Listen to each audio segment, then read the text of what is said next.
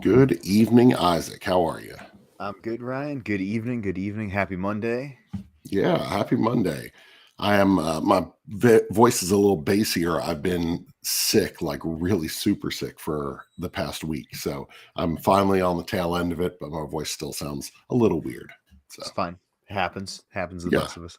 Yes. So we have a guest with us tonight. We're super excited. If you've ever seen any of his video content, if you've ever played any of the games that he's been a part of, Edo is just an awesome member of the board game community. So Edo, how are you? Let me unmute you here.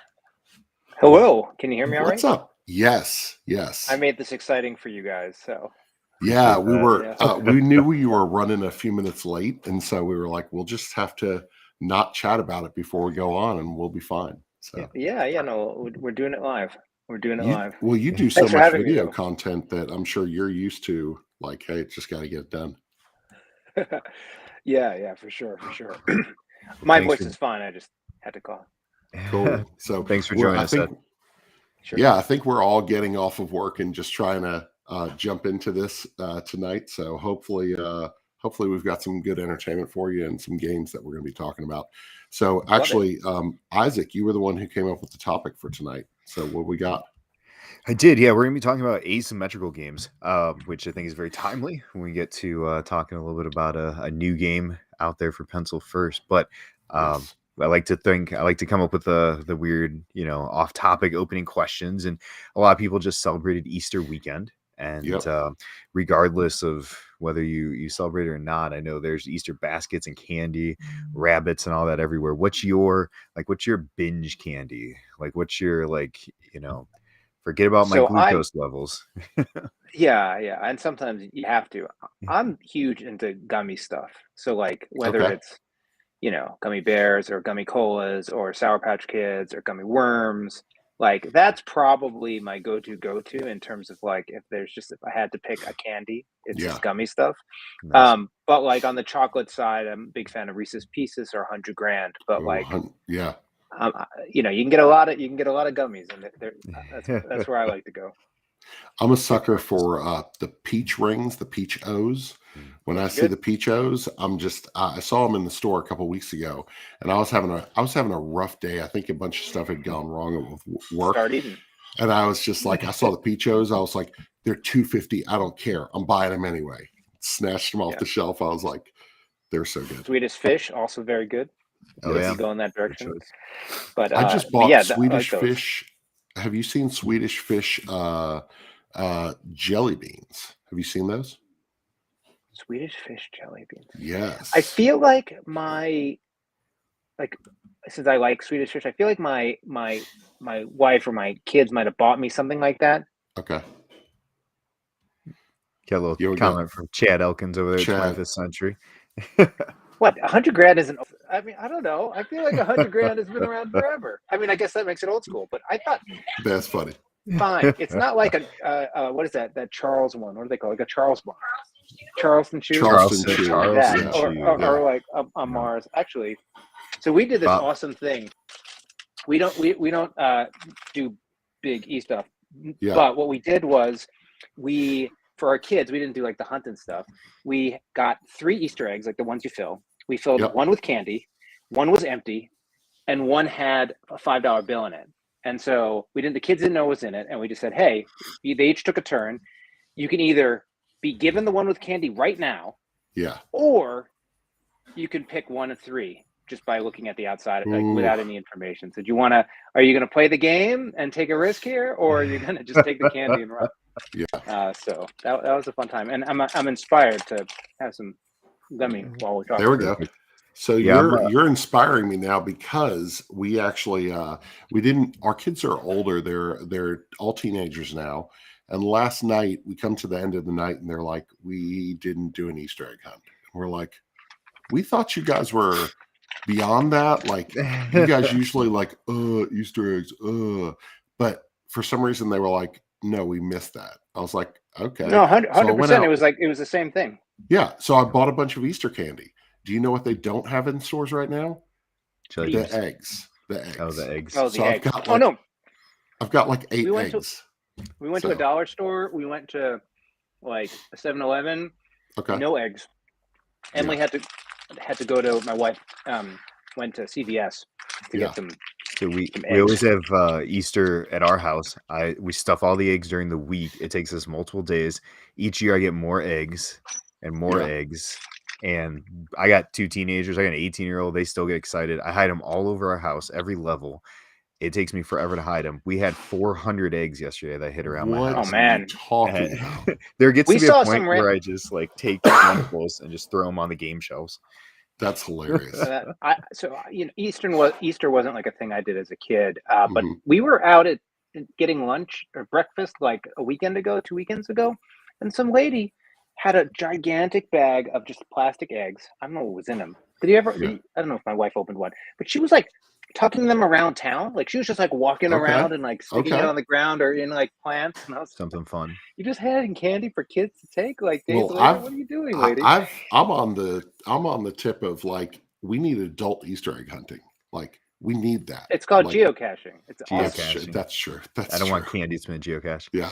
My candy. I didn't get to my candy. Chad Elkins with some really bad advice here. Robin's best Easter candy, Robin's eggs. Full stop. That's bullcrap. That's nasty. Ugh, Chad. That's gross. What are you gonna? Shout out to Chad. So I love Reese's. Everything Reese's peanut butter cups, Reese's Pieces. Yes. The Reese's bars, like all that stuff. Oh yeah. But you mentioned the peach rings. I do love gummy stuff. I love peaches. But we were talking about this today at work.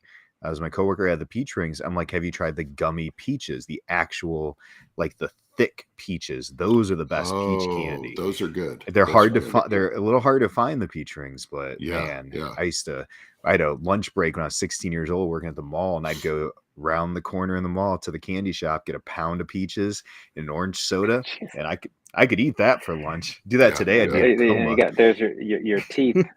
Yeah. So Chad Elkins threatening violence. The good part is the show's only an hour long or less, and if Chad hits me up, it'll be an hour and a half. So you guys won't get to see him throw bows in my face. Wow. So and you guys are based in Columbus? Is that correct? Yeah. So we're Ryan half from Chad. Ryan. Oh, there. Dustin Faust, artist on Maul Peak, is in Ohio as well as Kim Robinson. I'm in Columbus, Georgia. Oh. Yeah. I'm in Northwest Ohio, a couple hours from Columbus. So. Okay. So Columbus, Ohio, not Ohio, Georgia.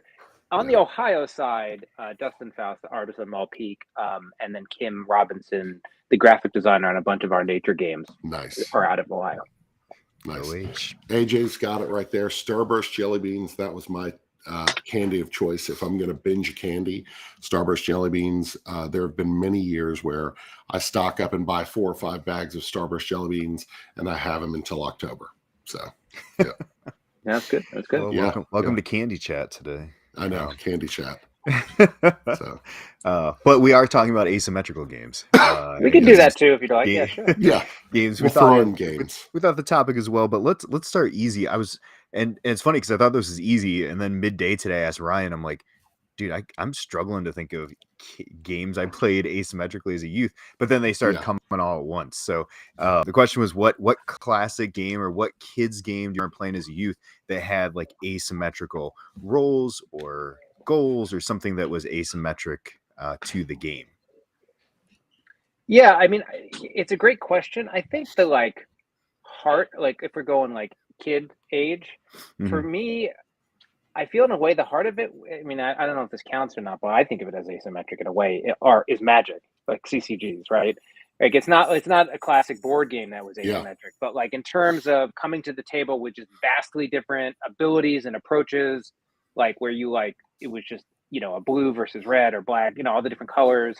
That was really the sort of head first dive into that kind of like, you don't know what they're going to do and they're doing something vastly different than you type of play. So that one really is what stood out to me the most. And really sort of capture that. Like I was also thinking of other classics, like early on for me, classic games are like standard, whether like Monopoly, Scrabble, Uno, but I also was thinking about Stratego, not a game I would necessarily call asymmetric, but because you have your the setup, it has a little bit of that. You're not starting with the same game state vibe, but I don't think that falls into the category truly. Yeah. I have some other ones that were later on, but going back then, I think Magic to me was a standout one where you're just like, one that I didn't play when I was a kid necessarily, like when I was like 12 years old, somewhere in there. But Scotland Yard was around during that time period. So that's a good Scotland Yard, you've got Mr. X, and so that person's trying to hide, and we've seen it done in other ways, like Last Friday and things like that. You've got this person who's wandering the board, and everybody else is trying to find them. And it reminds me of one of my favorite games as a child, Stop Thief. That was one of my most played games as a kid. I loved the ability of Stop Thief to make you think and process and try to figure out where the computer was, And right. I think Scotland Yard did that, but put a person behind it, which kind of changed. It was no longer an AI. It was somebody who was thinking and watching, and so moving. Yeah, I mean, on the digital side, not, but like so sort of fundamental is like all those old RTSs, right? Whether it's Warcraft or Starcraft or any of those earlier ones where you had that like different vibe from the different factions and things like that. Yeah. How about on your side, sir? Yeah, you read my mind because I was going with Magic also. There you have it. This was and I've talked about it on the show before. This was my go-to things in junior high. Started playing, and it was an easy game to play with friends. We play around the lunch table. We'd play.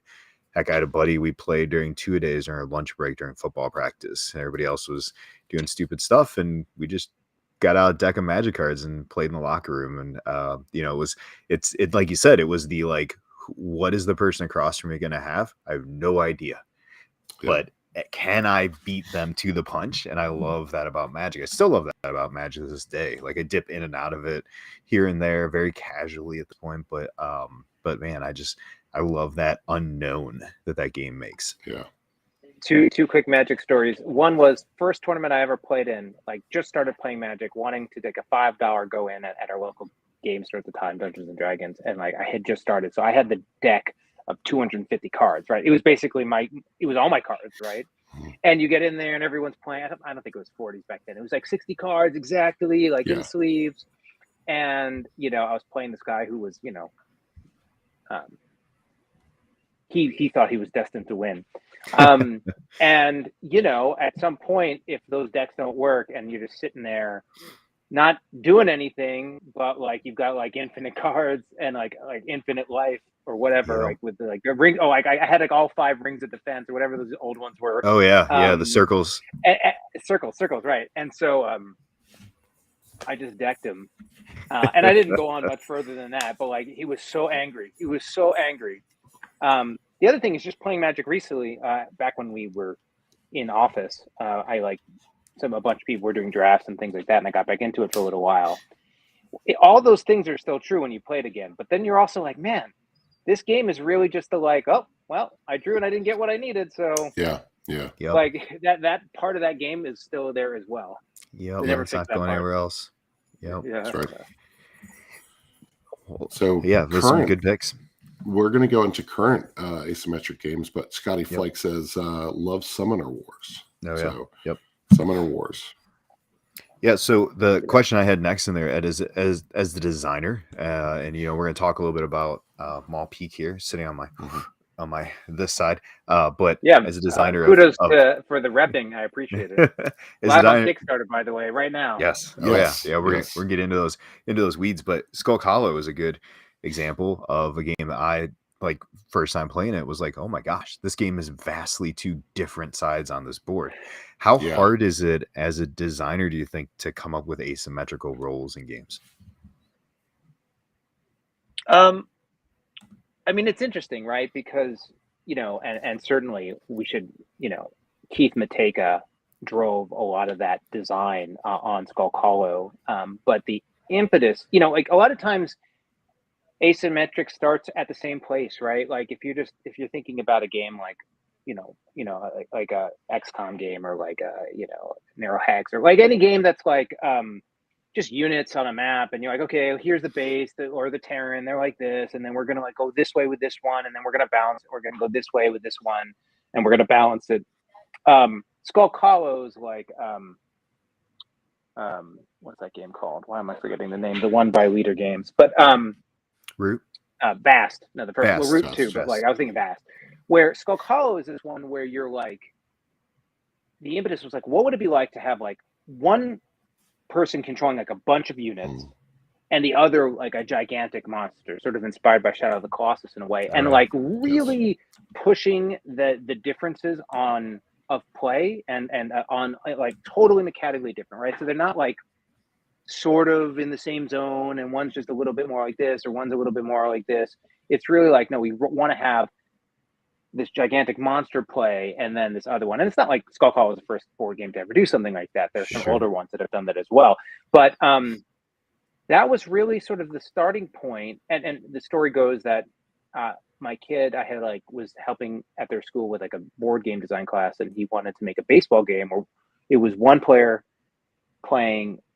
Well, it wasn't baseball. Something where it was just like, I want to play a sports game where there's one player playing 19 other players or something like that, right?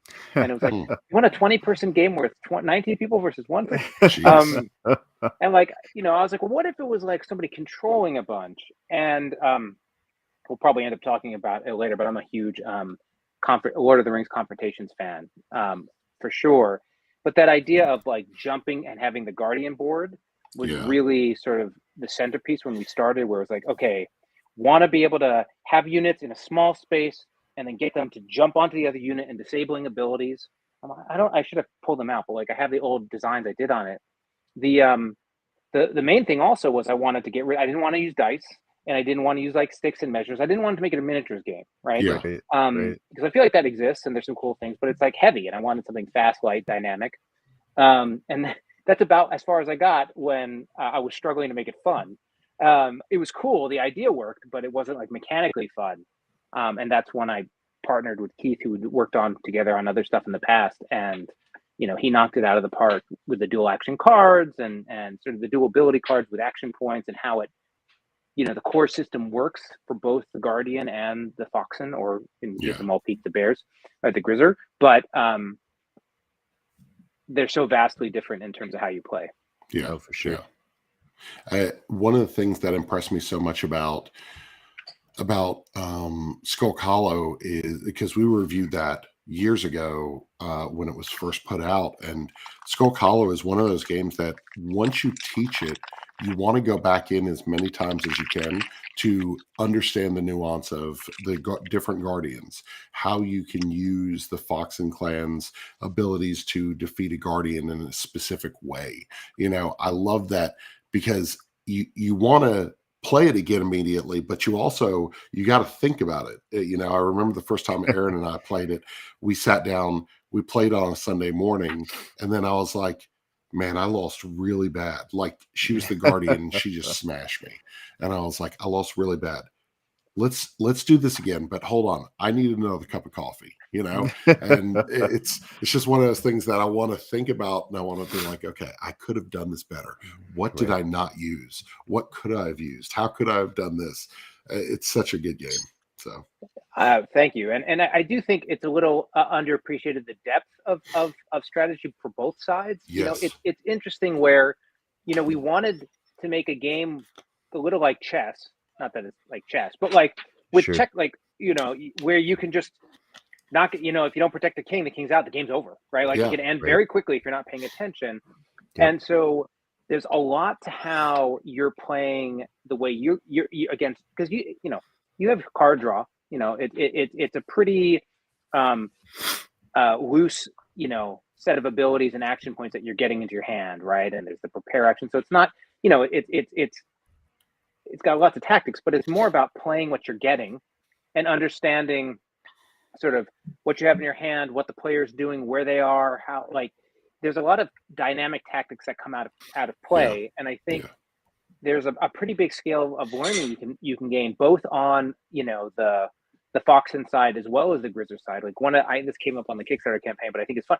Like, so there's hordes of people who are like Foxen are overpowered, and then you have like the other side that are like the monsters or guards are way overpowered, and then I think some of it is that it plays to different play habits and strengths, and like so like you can have two people who are like, we played one side and then we flopped and we played the other and Foxen won both sides.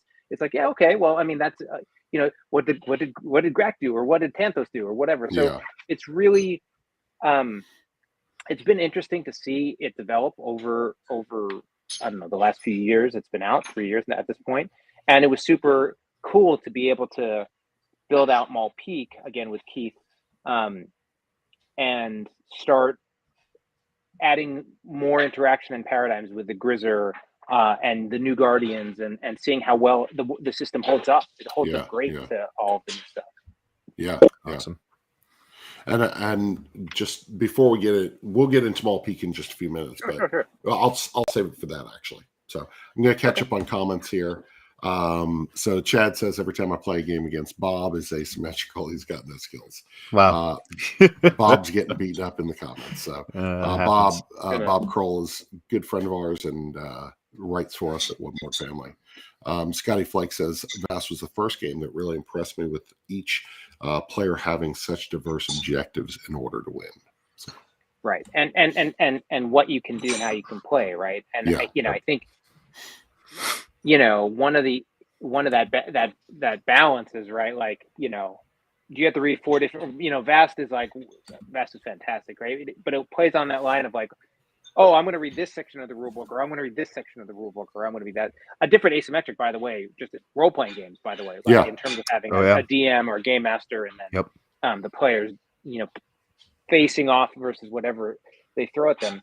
But no, those are some fantastic games, and this was a lot of these titles. Vast was sort of in the same zone as I mean, I think Vast was before Skull Hollow when it kickstarted, but like. It's been fun to watch Leader Games do all their awesome stuff. Well. So cool. Patrick, so what's the next question we got, Isaac? We threw out what has been a memorable experience for you with an asymmetrical game. So something I like to kind of think about those wow moments, right? Like a game of sidekicks, we talk about the games we like with the people we love, and the people make up the games for me, right? Like, and so has there been any particular asymmetrical game, ones we mentioned, maybe something else that you're like, that was just like a wow moment, like Aaron beating up on you, basically? Yeah. Just getting torched. I mean, there's so many wow moments. I think the one that stands out, and I'll talk about this game a lot because it had a ton of influence on Skull Hollow, but me as in general. Lord of the Rings: The Confrontation, right? I mentioned it earlier. Not so much on the asymmetric side, though it's there. The thing that blew me away about that game was, it's sort of like Stratego with player abilities. It's sort of asymmetric, sides from Lord of the Rings, but it does such an amazing job. The thing that just floored me about that game was how the way that the mechanics of the different units work creates these interesting dynamics that like are thematic to the story in a way that like feels like as like so like Frodo's slippery. If you go to attack him, he's got a free dodge. You have arrow. Different people can set Boromir can sack himself. Yeah. Boromir, but like as you're playing, the way the different sides and the different characters are acting, or it's like how they would behave in the movie, right, or the book, but it's not. That was written, but the mechanics make it so that they play in that behavior. So for me, that was like, it's so well done. It's so makes Frodo feel like Frodo and Sam feel like Sam. That to me, that was just like, wow, you can bring out. It was so awesome how it brought out the narrative of a story through mechanics of competitive play, which floored me at the time. I thought that was awesome. That's really cool. Have you played that, Ryan? I have not. I'm not. I get a lot of people suggesting Lord of the Rings games for me, and I'm not a big enough fan to like jump into all the games, because I feel like there's a level of fandom there in a lot of the games that I would completely not. I would miss it completely because I'm not a big enough fan. You know, that's fair for a lot of the Lord of the Rings yeah. stuff, and even the like later editions of the Confrontation, the deluxe edition, they added a bunch of stuff, but the base version is literally Stratego. Okay. But each unit has just a couple more interesting abilities. It's an abstract game, other than like the theme's there and the mechanics make it work, but it isn't drenched in fiction. But anyway, it's a great game. I can't not recommend that game. Yeah, don't let the Lord of the Rings scare you away from playing that game. There we go. Yeah, I love the story. It's just I'm not a big enough. I know I have so many friends in my life that they're huge Lord of the Rings fans, so they know everything, and they make like these nerdy jokes about things that I'm like, I have no clue what you're saying. So I just looked it up because I wanted to see a picture of what we're talking about. Yeah. Wasn't familiar. That's a Reiner and Eric Lang design game. Like that's really that alone. I'm like, okay, maybe I need to. Interesting. I if I'm not mistaken, and sometimes I am, I think the original was Reiner only. Okay. Could be mistaken. Okay. And then Eric came in on the deluxe and expanded it out, which is also really great. It's also really. Yeah, on Board Game Geek, it just lists like three designers, both talented people. But I think the original, if you like get the classic version with the thin Stratego pieces, I think that was all Reiner. Reiner instead of trying to struggle on the last name. Cool. And then I think Eric came in when we built it out because it was a real big hit. And the deluxe versions, it's one of those weird things. It's super cool. They added all these variations and options, like really awesome. But then they did this thing where they made the pieces bigger. And then they look huge in the picture. I saw. They're huge, and you knock them over by mistake, which is like a travesty Dominoes. in that game. But you know, it was. I've played both versions. I like them. I don't have it in front of me. I stick to the classic one more, but it's a great game for sure. Cool. I think one of my memorable moments with an asymmetric game would have to be last Friday. I had invited a group of guys to come over, and I told them about this game that it was basically Jason. It was basically a Friday the 13th game that did not have a license. You play the maniac and you hunt down these campers. And so it was probably in the fall at some point. I got some guys from work to come over and we were going to play. And so I remember my son watching us play and loving it. And he was like, I want to play it next weekend. And I was like, okay, I'll get some more people over next weekend. So I invited a couple other friends over the next weekend, and he's probably 13 or 14 at this point. And he was like, I want to be the maniac. And I was like, Bud, do you know what you can do and how you can do it and all this stuff? And I was like, I feel bad because I feel like I'm almost going to have to step away from the game to kind of help him out. No, that's not what happened. That dude went on a murderous rampage, hiding and killing my friends. It was a lot of fun to watch because. What's the name of the game? Last Friday. It is I just put it back on the shelf, but it's way over there. It's Ares Games made it a couple of years ago. Actually, a second edition actually just got published at the end of last year with some slight rule updates and stuff. It's not the greatest game, but it is a really, really good use of that theme of campers and hunting down the campers, and the campers are trying to get to their cabins and lock themselves in the cabins before the maniac gets them. And so it's a really solid game if you can get the right people to play.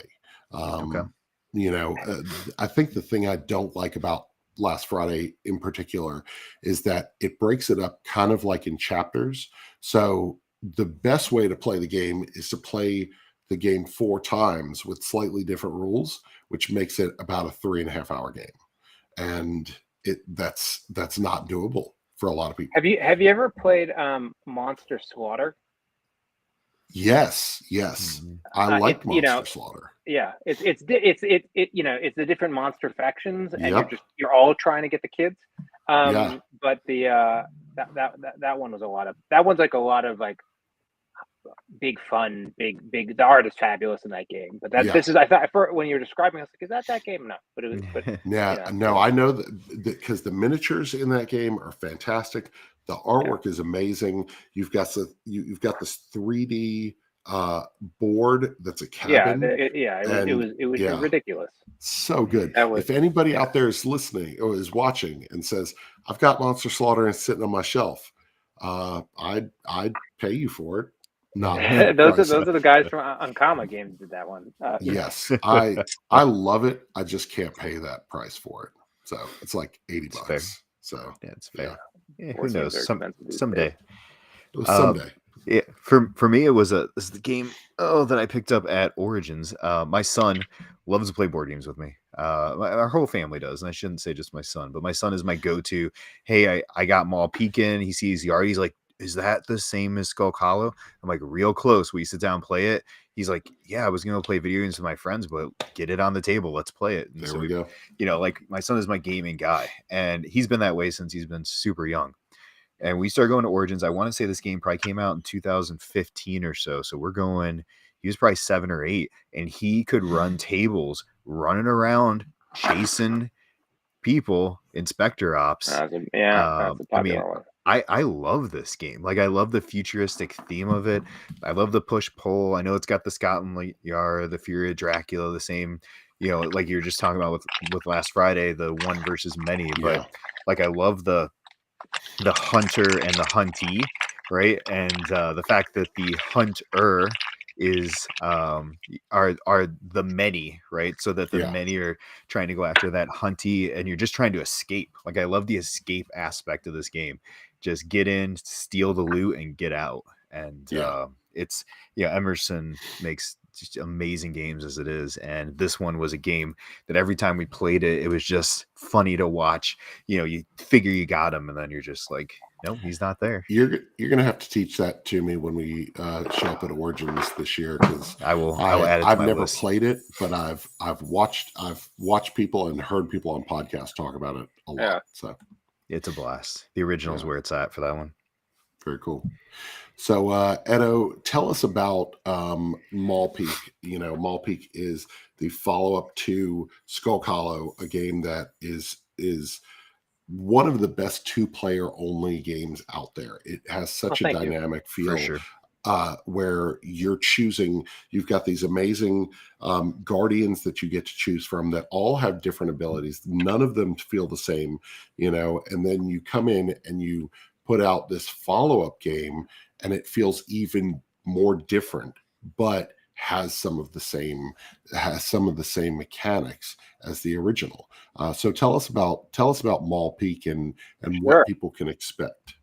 Yeah, and it's certainly taken some time. I mean, Maul Peak, you know, Skull Hollow probably was on Kickstarter 3 or 4 years ago, released I think 3 years ago. So it's been both a mixture of the development time and working on it, as well as just pandemic stuff and all that kind of thing. But you know, we Keith and I and Petsverse Games really have always loved Skull Hollow, and from making the original, like, which was a very really strong Kickstarter for Petsverse Games, knew we wanted to do another, and dove into it pretty quickly in terms of starting to think about it. And you know, what was really interesting is it sort of became two conversations. One was like very product directional. You know, are we gonna do we just want to make another faction like we have, or you know, like we have the Foxen? Do we just want to like make a deck for the bears or the grizzly, or which, you know, we were talking about all sorts of animals at the time, but like, you know, is it just like you can add it in and then fight the original guardians? Do we want to make a little guardian pack or a big guardian pack with like 2 extra guardians? And like we went through all these sort of discussions and permutations around thank you for linking the Kickstarter, but permutations around like how to fit and shape it. And the more we talked about it and got into it, the more it became clear that like what we really wanted to do was like bring in this full new layer of guardians and a new, you know, culture or faction, the Grizzer, and so it was like very clear, like, okay, so what we're gonna do is we're gonna make this standalone sequel. We're gonna like make a full equivalent product, but it's set in a different. This is set in Maul Peak, which is this winter's mountainous, different monsters. We've got the Grizzer, which are the bears, and it just sort of went from there. And then what was really interesting was, and I think as we think about it, we do in different ways. But one of the things we did first was just sort of like, let's just come up with these cool Guardians. Like when we were doing the original Guardians, right? Like had all sorts of ideas and mechanics to use and things that stuck. And like we just had just gigantic spreadsheet of ideas. And so we started, like we really wanted to do a Spider Guardian in the first one and we didn't. So like we attacked that. And then we were looking around at, what could be fun. And, the Guardians are always a single unit. So what would it be like if we had, two, Guardian players who had two, factions and stuff, or two Guardians, which turned into Trovac and Nara, which are these two. And so we just, we just started having fun. And then, that's Veblen. What's so cool about Guardian creation is you have the Guardian and you have its abilities, right? And you can do all these fun things with the abilities, but then you have the Guardian board, which has the map of how the abilities, how many hit points they have, how it has to connect. So you've got like the Guardian puzzle, you have their abilities, you have their victory condition, and it's like super fun design space. Like, it takes a lot of testing, but it's a really fun design space. Yeah. And then the other thing we felt really strongly about, when we were early on with Keith, thinking about the hero side or the animal side, was just to make sure it felt different, right? Like really looking at like what, how does the card play work for, like, you can't actually play the Grizzer versus the Foxen. But if you were to play the Grizzer versus the Foxen, they play very differently. They have a completely different dynamics. And, they, mechanically they function a little closer than the Guardians, but they really, the Foxen, you draw from the deck into your hand. So you have this constant refill. If they get, defeated, they just go back into the, you're cycling your cards, and half of your cards are Foxen and half are action cards. And so there's sort of a hand management. Getting more Foxen to the table means you'll have more action cards in your hand, and they've got power, so you can invest in a single character, but they're very flimsy, so they can get killed quickly, and there's sort of a risk in that investment. Whereas the bears, the Grizzer, we said, okay, well, we talked about a variety of 7 things we're not doing, but may come in the future, right? Like all sorts of different ideas, right? But like, well, what if they were there and you summon them into play, right? What, a little bit more like magic, right? A little bit more like you have a resource, and that resource is bringing them into play, right? And then what if there was only one of each, right? Suddenly there's a lot more risk, not in power getting sucked off the board, but in a Grizzer getting defeated, right? And early Grizzer was just like powerful and had tons of hit points and just crushed everything, right? Like you could take them versus the ogre, and so then you got to sort of not give them weaknesses, but give them balance, and so that's the cost to bring them in. And when you're playing the Grizzer, one of the things we saw with a lot of the reviewer copies we sent out is like it has a really fun learning curve as you learn. Like some of the combos pop out to you with the Grizzer. Immediately, like, oh, you're like, I'm going to use that channel ability to get tons of rage, and then I'm going to push it into a Winter Beast. Like, duh. But like that works until your shamans, your what you call it, the herbalist is killed, or or your Winter Beast isn't there anymore because your druid's gone, or like whatever. And so it's like it's just very different, and like very much about more in the Grizzer, thinking about what sort of subset of the Grizzer you're going to go for and how you're going to leverage it, and then reacting to the Guardian. I mean, so anyway, like it's you can play it on its own as a standalone, straight up, just buy it off the shelf or back it on Kickstarter and play it.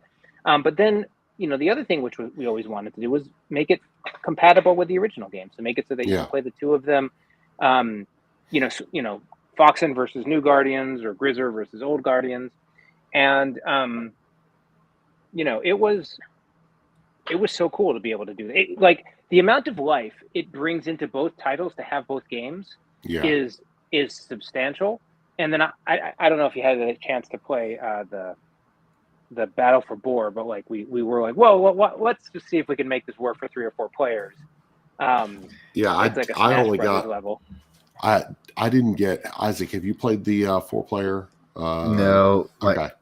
We had it ready to go last week, and life gets in the way, right? But it's I was still hoping to get them together. When the Smith family from the Family Gamers came down to visit, they did a little vacation, came and visited us. They actually gotten their copy from you a couple days earlier, so we were able to play their copy. Had a great time with it.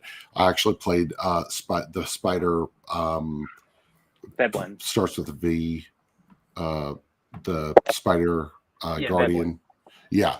So I was doing so well in the beginning, and I felt so good. And I'm like, oh, I'm doing really good, and I've already captured. You got to get rid of those Grizzer if they build up. As soon as Andrew started getting those Grizzards like I was like, oh, this is not looking good. Why are you climbing all over me? And I'm trying to shake them, and I'm running away, and I'm just like, this is going to end so poorly for me. But it was such a fun time. And I told Aaron, I said, I hate that we don't have another way to play this. But then immediately I said, it just makes me want to play Skull Hollow more and more.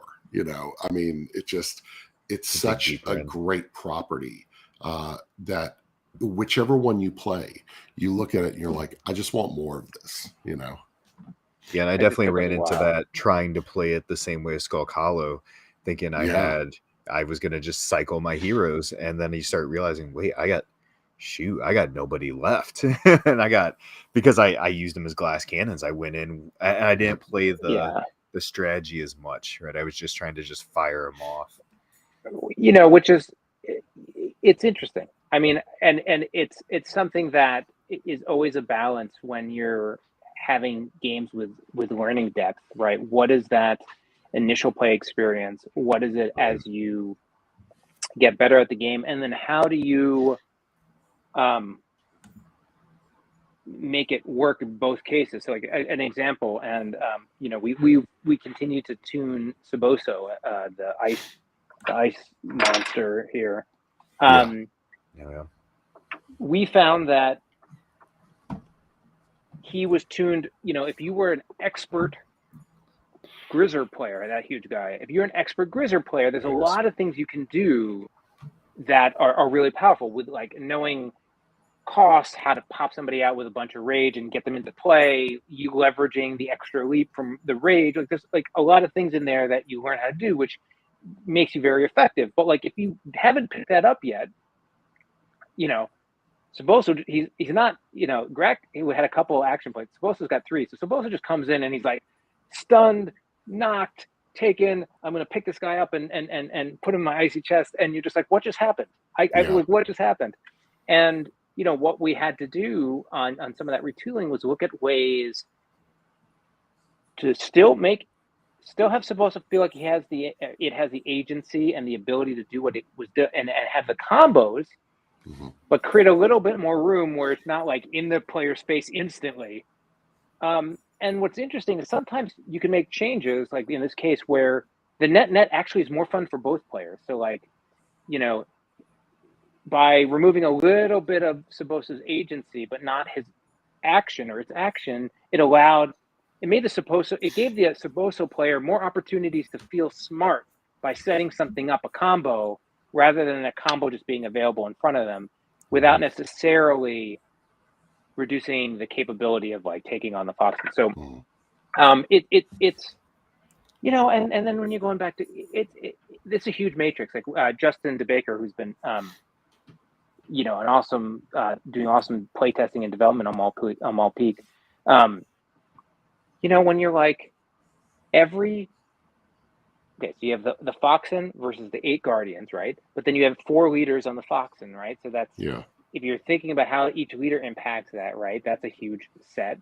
And then you have the Grizzer versus the 8 Guardians, but then the Grizzer have the Winter Beast, which is not exactly like the leaders, but a specific unit where there's 6 different ones that can come in that like have wildly different buff abilities you can use, which like are vastly different. Like one can like let you move the Guardian around, which is super powerful. Another one lets you draw cards. Another one lets you band people and move them very quickly. Another one fly, like all sorts of things. And so, you know, it's just gigantic matrix. And then you're like, you know what we're going to do? Now we're going to put them on top of each other. So you can do Saboso and Grak versus, you know, this leader and that leader. You know, and it gets a little crazy, but somewhere along the way, you find out that this group can't beat this group, and somewhere along the way, you find out that this group is way powerful against this group. So it's So what our sort of operating table was. Yeah. Within each box, it's got to be great, right? So Maul Peak, it's all got to be like that's great. And then like if we found that there was a mismatch when it came to fighting between the groups. Yep. We wouldn't necessarily solve it directly. With that way, that in that case, we might add an ability. Like we have a pamphlet for like a small manual that is like, here's how you mix the games. And there's like these places where it's like, hey, this rule that like Grak victory condition is killing 9 foxes or defeating 9 foxes. Yeah. There aren't even 9 bears. So like it's not, you can't do it. So you have to sort of think about how that works mechanically with each other. And then, you know, I think the balancing point for Keith and I on you know, like something you have to sort of accept about Skull Hollow and Maul Peak to a degree is you want it to be tight, dynamic play. And even like Skull Hollow actually was so tight at times that it felt a little bit back and forthy, and we've actually tried to improve that in Maul Peak. But it really is about those awesome moments, like that feeling of knocking out an ability that he was about to use and almost winning, and then he didn't, but then you defeat him, or like that sort of really evocative play where you're like the combination of the strength of the abilities and some of the card draw and randomness and surprise is like, does he have what it takes? Did I just lose, or am I going to survive this one round to win? In some ways, like, if you scrub out all chance and you scrub out all dynamics, then like you can't have as powerful of those moments. So I think part of really enjoying both of these titles is like what the system brings to life in those regards, like with the dual action cards where you have different choices. So you know, I mean, it's awesome to work on a game you enjoy so much, right? Like I mean, I played all these games so many times in versions that didn't ever need to see the light, but like, you know, I have fun whenever I play it. Yeah, that's really good. So very cool. So everybody, check out the Maul Peak campaign. We linked it in the comments live, and it runs through April 26th. So make sure that you jump on that campaign. Yeah, the final week. It's been really exciting. Normally we do 2-week campaigns. I actually did 3 for this one. Okay. And yeah, today's Monday, right? What time is it? Today's Monday. Tuesday. Yep. Monday. I have no Today's clue. Monday. Today's Monday. So 1 week and a few hours. Yep. Round in the corner. Check it out. Yeah. Definitely. So we're talking about our top asymmetric board game. Edo, what do you have for your top asymmetric board? One of your favorites. You know, I mean, we ended up talking about it a bit, but for me, like easily the Confrontation is just so good, and I highly recommend it. But there was a period where even, you know, I regularly play it, but we did it was like a, that isn't the right word, but it like stormed through our office at a company called Mind Control Software, and like everyone was playing it, and like we even to the point where we had office tournaments, and like it's nice. when you get to a point when you're playing a game like you've played it hundreds of times, thousands of times, like you just you reach this other sort of understanding with it. And so and like then it's like you sort of, the game melts away, and then you're like, what is Adam gonna do right now? And or Lou or Thomas, like how do they normally play? Now you're playing the mind game with the person you're playing more than you know. I love that. But so for easy, I mean, Magic's a huge one, but like for me, from a board game, I mean, I put that game in my top 10 games easily. Awesome. I like Skull Hollow 2 and Maul Peak, but like if I'm picking a different one. That's cool. Speaking of games that Ryan's played hundreds of times. Yeah, so I've got to go. One of my favorite Asymmetric games. It's got to be Unmatched. We play a lot of Unmatched over here. Most of it's intentionally. Sometimes it's because we started a thing called Friday Night Fight during the start of the pandemic, and it was because my wife Erin, and I really missed having people come over and play games at our house. And so we started live streaming our Friday night Unmatched nights. We would just sit here with a cup of coffee or something, and we'd play Unmatched for 30 minutes, and we'd stream it. And it became a thing where community built up around it, and we have everything Unmatched. I mean, we're fully invested in this thing. We have all that there is to have right now. And as new stuff comes out, we buy it immediately. We love the series. We love how even in the most mismatched situations, it is still a joy to play. Even when you're going to lose because you have the weaker fighter or you have a disadvantage because of what map you're on, it's still so much fun to play. And so anybody could be like, I'll pick your fighter and you play Unmatched. I will do it 100% of the time. So another great game that like a precursor to Unmatched, I think, for sure. Have you ever played Raptor? Yes, I love Raptor. Raptor. That's one of those games you were saying that sometimes people say, well, this is unbalanced or this or this. When we first bought Raptor, my wife played the scientists, and she was like, the scientists are too weak. They're just too weak. They're just not good enough. The Raptors are always going to win. So I flipped the board. I said, let's do this. And then she walked away with a completely different outlook. She was like, oh, no, I see, and it's like that. You have to play the other sides to understand that there's a lot of balancing that happens, and there's a lot of ways to win, Oh, for sure. Yeah, there's a Raptor comment there. I love Raptor so much. Southern Fried Gaming Expo. Yep. Southern Fried Gaming Expo. They had a swap meet at a bar in Atlanta. We missed it this year.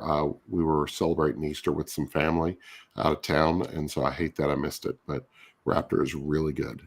Speaking of that, Ryan, the Origins flea market just went live this week. So did it? Okay. Yeah, if you're gonna sell anything, I've got two piles of games right over there.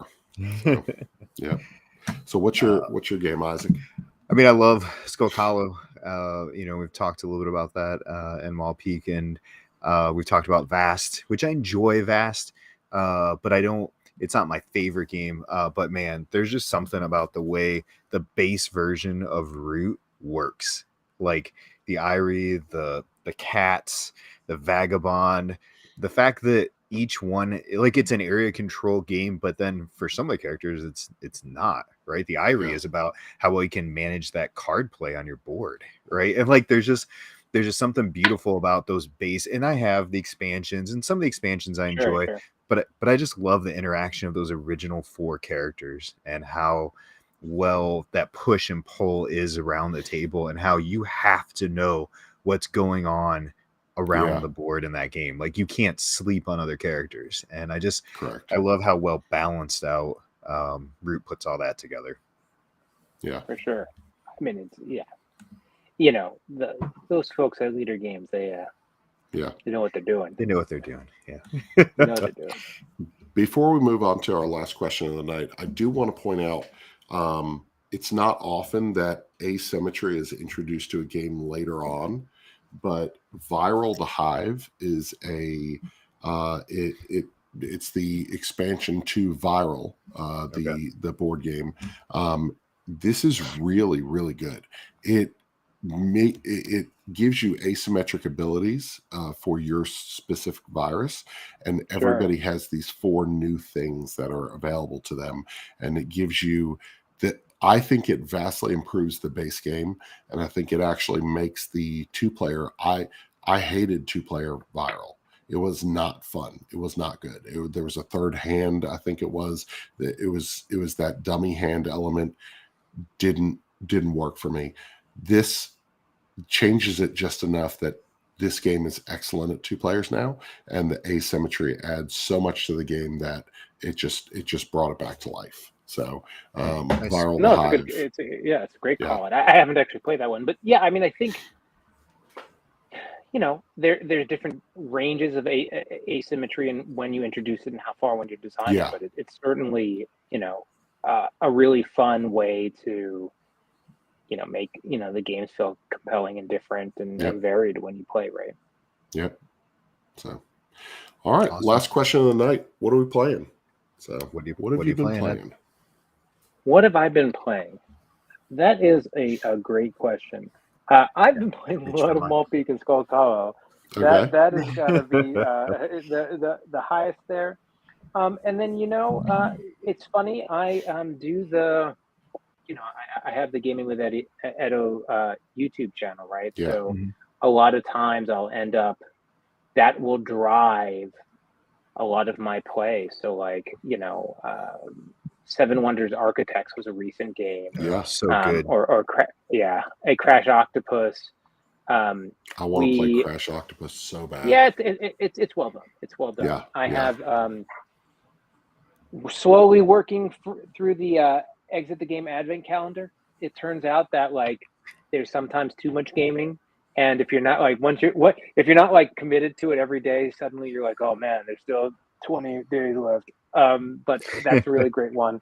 The other thing is I have Decorum, which I'm excited to play but haven't played yet.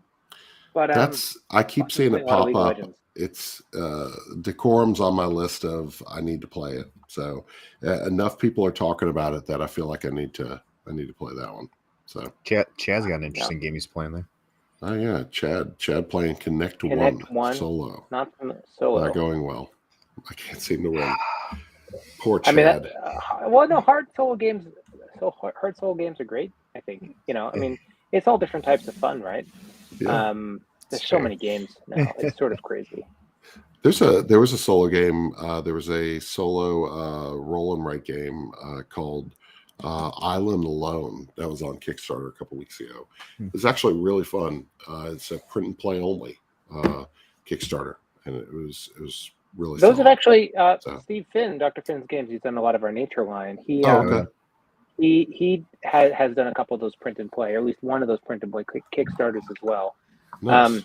It's an interesting way to have fun, right? Yeah, for sure. And it's affordable. It's for the person who is trying to get into Kickstarter or maybe hesitant to. I'm not backing a $300 game, but I'll back this $10 game that I know I can print off. So. Oh, totally.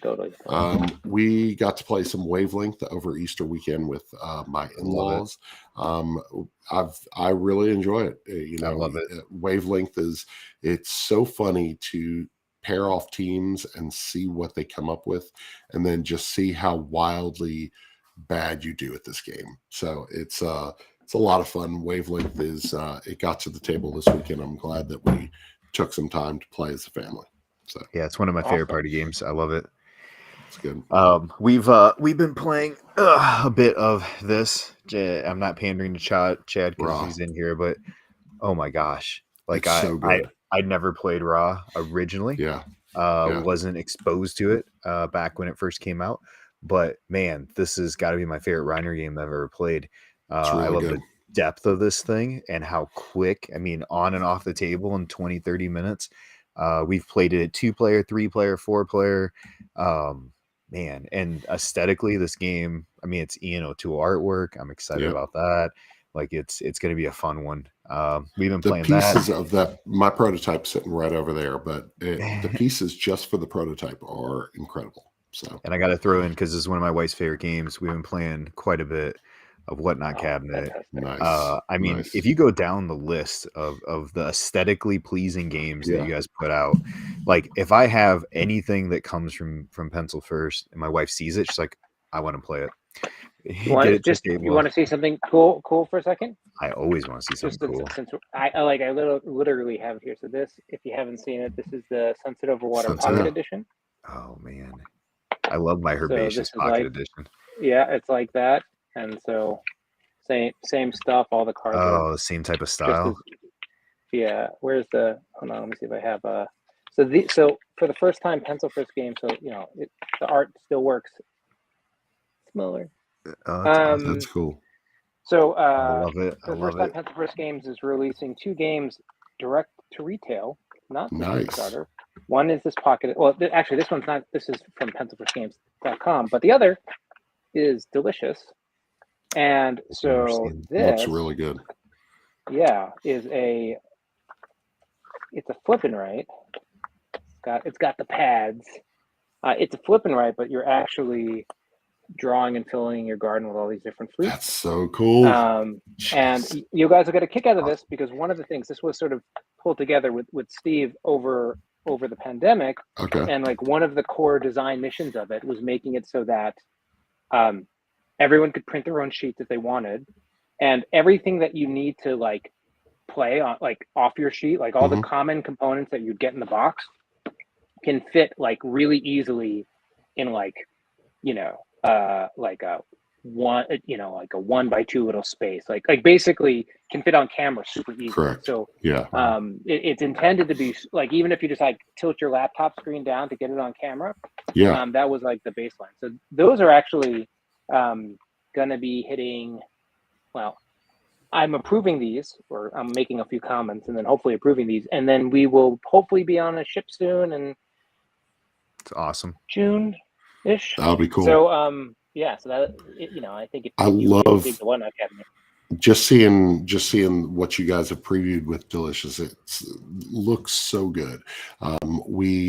Floriferous was I bought Floriferous for my wife for Christmas this year, and it was one of those almost last minute gifts when you guys were doing your pencil first day, where the celebration stuff. Sure. Yeah, celebration. The little tin.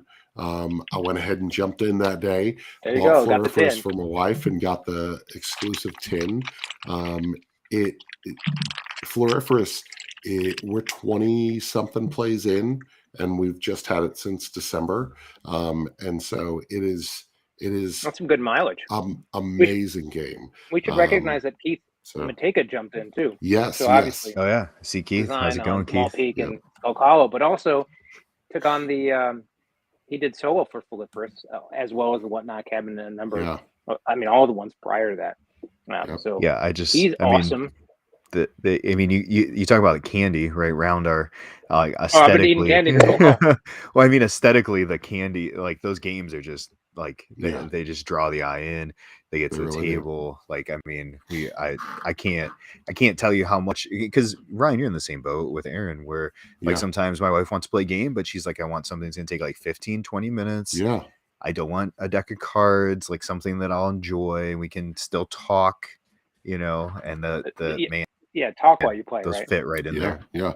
Floriferous is the one for us. We had a double date on Friday night as I was starting to feel better from being sick last week, and Friday night we went out and we sat out at a outdoor coffee shop, and people are just like looking like, what are they playing? What are they doing? What was that? So, oh man, so good, perfect, awesome. Perfect. So, I appreciate y'all playing the games.